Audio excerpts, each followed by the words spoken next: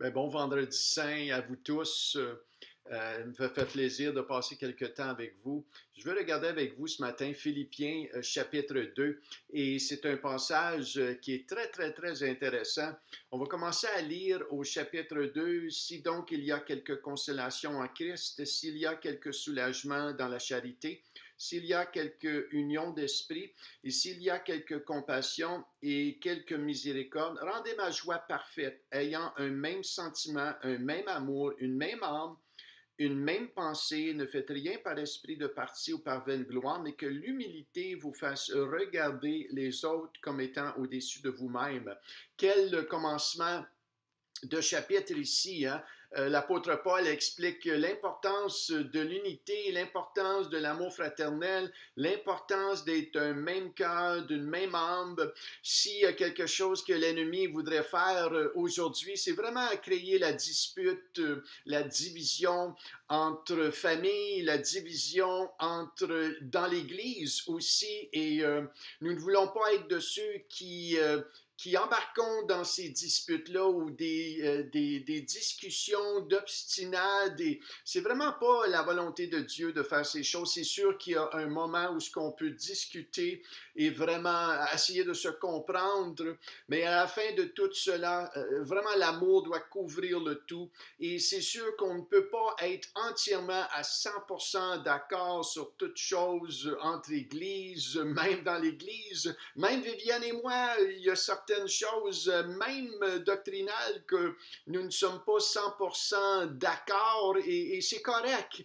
Et l'importance de cela, c'est vraiment s'unir et former un corps uni et vraiment décortiquer l'essentiel de la doctrine comme entre dénominations d'église. Lorsqu'on se rend compte, comme qu'on a fait dernièrement au camp des bouleaux, c'est vraiment glorifier le nom de Jésus et pas glorifier les noms essentiels. Hein? C'est vraiment important de marcher avec sagesse dans ces choses-là. Donc, Seigneur, merci. Merci, on va prier pour l'unité maintenant. Père, merci de l'unité. Merci que tu nous aides. Merci que tu nous fortifies entre nous. Merci, Seigneur, que tu nous aides à s'apprécier. Et si nous avons sujet de se plaindre les uns les autres, que Seigneur, que cet amour que tu nous as donné en tant que croyants puisse nous couvrir, qu'on puisse se couvrir de cet amour et vraiment se réjouir en toi. Et on voit ici que l'apôtre Paul parle, rendez ma joie parfaite, non pas une joie imparfaite, mais une joie parfaite ici par l'union de cet amour. Et ici, on entre vraiment le cœur et le battement que chacun de vous, au lieu de considérer ses propres intérêts, considère aussi ceux des autres. Ayez en vous les sentiments qui étaient en Jésus-Christ, lequel, existant en forme de Dieu, n'a point regardé comme une proie arrachée d'être égal avec Dieu, mais s'est dépouillé lui-même en prenant une forme de serviteur, en devenant semblable aux hommes, et ayant paru comme un simple homme, il s'est humilié lui-même, se rendant obéissant jusqu'à la mort, même jusqu'à la mort de la croix. Et on voit cela aujourd'hui. En ce moment, Jésus était cloué sur la croix et son sang coula, il a souffert sur la croix pour vous et moi, pour prendre nos péchés, pour prendre cette sentence de mort éternelle. Et à cause qu'il a fait cela, nous avons l'espoir en lui, pour ceux qui croient en lui. Alléluia. Donc, on voit ici les sentiments de Jésus. Il n'a pas dit, écoute, moi, je suis égal à Dieu, il n'y a aucune question que moi, je vais aller mourir sur la croix. Il a pris la forme d'un serviteur, l'humilité. C'est pourquoi aussi Dieu l'a souverainement élevé. Hein, on voit un autre passage qui dit « Humiliez-vous donc sous la main de Dieu et il vous élèvera au temps convenable. » Donc, c'est pourquoi aussi Dieu l'a souverainement élevé. Il lui a donné le nom de Jésus qui est au-dessus de tout nom.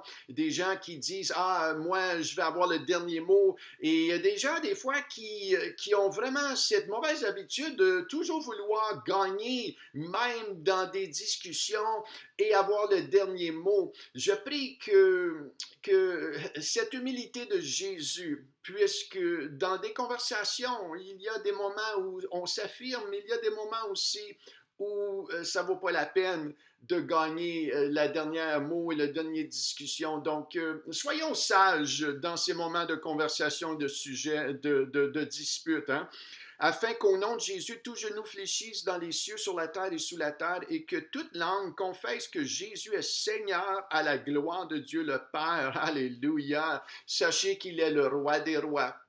Aucun nom n'est au-dessus de ce nom de Jésus.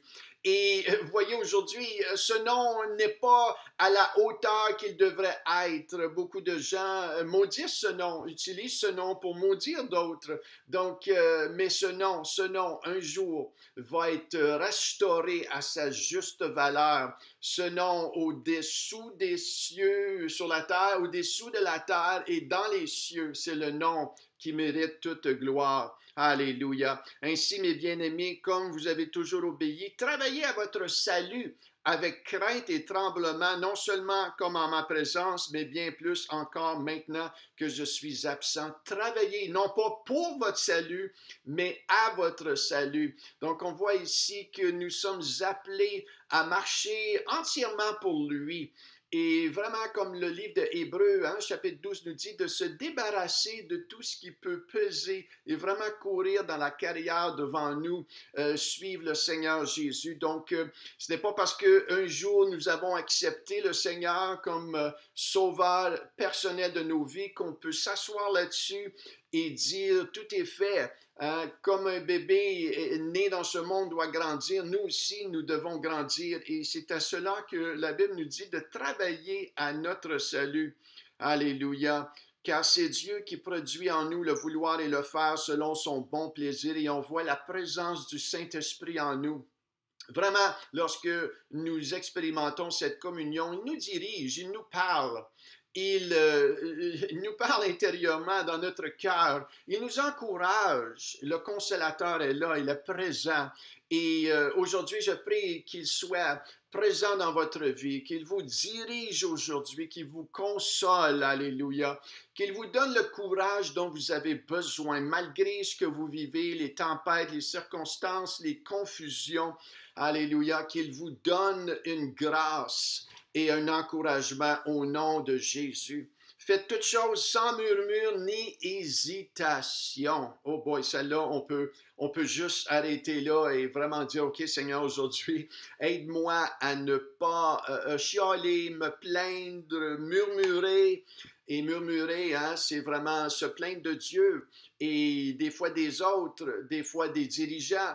Donc, soyons, hein, vis une journée aujourd'hui remplie d'actions de grâce et s'il y a des choses, des frustrations, remets-les à Dieu parce que Dieu a l'habilité de prendre les frustrations qu'on a et vraiment les changer en bénédiction. Maintenant, si nous prenons nos frustrations et nous agissons selon la chair, c'est là que la destruction, on construit selon la chair, on ne veut pas construire selon la chair. Donc, faites toutes choses sans murmure ni hésitation, afin que vous soyez irréprochables et purs, des enfants de Dieu irrépréhensibles au milieu d'une génération perverse et corrompue, parmi lesquelles vous brillez comme des flambeaux dans le monde, portant la parole de vie, et je pourrai me glorifier au jour de Christ de n'avoir pas couru en vain ni travaillé en vain.